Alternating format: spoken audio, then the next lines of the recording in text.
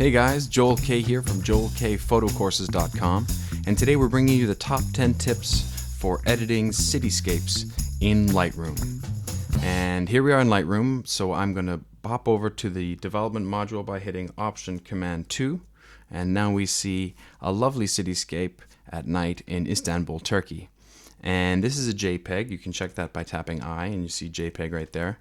And so normally the camera applies some saturation, some contrast, some sharpening in camera, but I think it could use a little help to bring this photo to really start to shine. So let's start over here in the basic panel with tip number 1, and that is JPEGs can use some help after all. So I'm just going to bring up the whites, bring down the blacks, and if I hold Option, I can see where the blacks have clipped as I slide it down. So I'm going to bring down the blacks.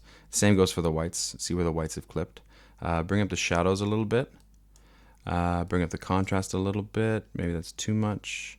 The clarity just a little bit. The vibrance up a touch. And actually I might bring up the exposure a couple of ticks at the same time. So there we have it. You can hit Y to see before and after, and you can just see that it's a little brighter, a little bit contrastier, and we're helping it along its way.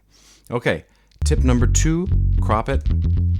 You can use the angle tool right here. You can click on this ruler, and you can draw a line across your photo where you think the horizon ought to be, and it'll just fix you up just like that. So I think that's a nice crop. It's a little bit more level. So there you go. Cropping is important. Make sure that your horizon is straight. Tip number 3, lens corrections. So if you scroll down to all the way to the bottom in your editing panels, you can see you have lens corrections panel. So if you shoot in JPEG, you're not going to have the profile that you would have if you shot it in RAW, which sends over all the metadata that Lightroom needs to automatically correct all the problems in your photo. So we shot in JPEG, so we have to click manual. And then to me, it looks like there's a little bit of distortion here, so I'm going to pull it to the right. I'm just going to pull out a bit of that distortion and also a bit of vignetting. So I'm going to brighten up the corners and bring in the midpoint to that vignetting. And you can see before and after, before and after. And I think that makes a difference. And if you click this little constrained crop down here, then it just crops it, and then you can see before and after, before and after. Now that got rid of a nice gradient that was in the sky, but that was a gradient that I didn't have control over. So now we've neutralized it, and we can actually put in another gradient, and that'll be actually tip number 6. But before we get to that, let's get to tip number 4, and that is detail. In the detail tab, you have sharpening, noise reduction, and color noise reduction. And in cities, it's good to add a good amount of sharpening. And the trick here is that you can slide your radius all the way up to 3, and you really start to see some detail happening. So here I've zoomed into 100%, and you can see as I slide this radius down to 0 and back up to 3, you can see it really helps it to, here I'll turn it up just so you can really see, it really helps it to define the edges of the buildings in the distance. So maybe don't bring it all the way to 3, but maybe 2. Let's see, before and after. You see what that did? Yeah, that's pretty good. Okay, so sharpening set to higher than 1 in the radius. That's tip number 4. All right, tip number 5. The clarity brush is your friend. So let's grab a brush, hit new, reset all my settings, crank up the clarity and maybe the shadows as well. And I'm just going to draw in some clarity in the middle of the photo here. And that'll really help to bring these buildings and all of their incredible texture to life. Actually, also a bit on the water would probably help liven up this water too. So you can see what I've done now. If I hit delete and then undo, you can see that these buildings are really coming to life. I'm going to bring up the shadows just a little bit more. And if I click this little switch here, you can see before and after. And you can see now they're really starting to pop. All right, so clarity brush is your friend. Tip number 6, gradients makes things more interesting. So click the gradient tool, hit new, hit reset. And what I'm going to do to this sky is actually I'm just going to cool down the top of it. So I'm going to drag my temperature slider down to -20. I'm going to hold shift, click where I want the gradient to start, and click where I want it to stop. Actually, I might make it a little bit more gradual. So now you see what I've done to the sky. I've made it a little bit more blue. In fact, I can make it a little bit more magenta as well. Perhaps not too blue, but there we go. Before and after, before and after. See how we made it just a lot more interesting because now there's a gradient in the sky? Gradients work for you. All right. Tip number 7, selective saturation is subtle and effective. So grab a brush, hit new, hold option and hit reset, and crank up the saturation a little bit. And let's just pick a couple of spots that we'd like to make a little bit more saturated. How about right down in here? How about right down in here? And how about our main cathedral right up in here? So if we hit delete and then undo, you can see that just adding those little bits, this down here in the green, let's add a little bit more. Over here, a bit of yellow, and over here, a bit of orange. And that really starts to give the composition some shape.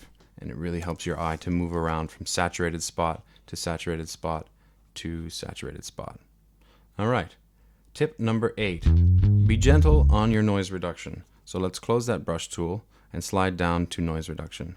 Now, if we zoom in here, we can see that there's a good amount of noise in the sky. And if we crank the noise reduction up, it goes away, but we also lose a lot of the detail in the buildings. So go easy on the noise reduction. I would say less than 20 if you're trying to keep definition in your buildings in the distance. But the key thing to do here is hold option and slide the masking slider where the sharpening is, and you can see where Lightroom has applied sharpening. And as we continue to slide it, you see now that it's black up in the sky, Lightroom is not sharpening those pixels anymore. So the more you mask, the fewer edges it finds. So if we hit before and after, you can see that we've defined the edge of the building and we haven't added any noise to the sky. And in fact, we've probably reduced some of the noise in the sky. All right. Tip number 9, dodge and burn to emphasize diagonals and also to draw attention away from things that you don't want the viewer to see. So we grab a new brush, hit reset, and we bring our exposure down. So let's just burn this white guy down here a little bit. And if you hold option, you get your undo brush. And so we're just going to undo the spots where, here, make the flow a little bit higher, where we kind of messed up. Let's burn a bit over here because this side is a little bit too bright for my taste. It takes you out of the frame a little bit too much. Let's do the same to over here. And maybe a little bit here in the middle.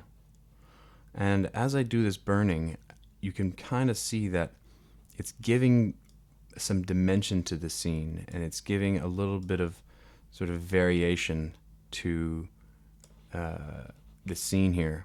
Let's grab a new brush, hit reset, and let's add some positive exposure. So we're going to dodge, and I'm just going to emphasize this diagonal right here. That takes you from this bright spot over to our main sort of mosque up over here. So I'm going to add some contrast and some brightness to that. Too much. Bring it back a bit, and actually let's add some clarity as well. So now I've emphasized this diagonal, and you can kind of, with your eye, I'm just kind of guiding you there. And if we hit delete, you can see where it was before and where it is now by hitting undo. And if you hit this button here, you can see where we were before and after we started using the brush tool. So there we go. There we go. Drawing the eye away from the foreground here into this middle ground here, and especially emphasizing our lovely mosque in the background. Okay, and the final tip for editing cityscapes in Lightroom 5 is you can use the clone or heal tool to get rid of spots in the photo that you don't think you need. So here we go. If I click on the spot removal tool and I hit heal, I can click on this little spot down here that I think I don't need in the photo. And Lightroom suggests that we use this spot over here to heal it. Well, I don't think that's a very good choice. So I'm going to correct that and bring it over here. And you can see that Lightroom has sort of done a mediocre job of healing that. That's about as good as it can do. I mean, if you really want to get into getting rid of bits of your photo, you should probably get into Photoshop. But that's about as good as you're going to get in this kind of situation. That's good enough for me. Here's a quick look at before and after. If we click reset, you can see where we started and hit undo. That's where we took it. You can also hit Y to see them side by side. And you can see the colors are popping. There's more dimension, there's more depth. We can zoom in here and we can see, you know, it's sharper, it's more captivating, and overall just a better photo. So there you have it. The top 10 tips for editing cityscapes in Lightroom. This is Joel K from joelkphotocourses.com. You can check me out online or just hit subscribe below if you like what you see. See you next time.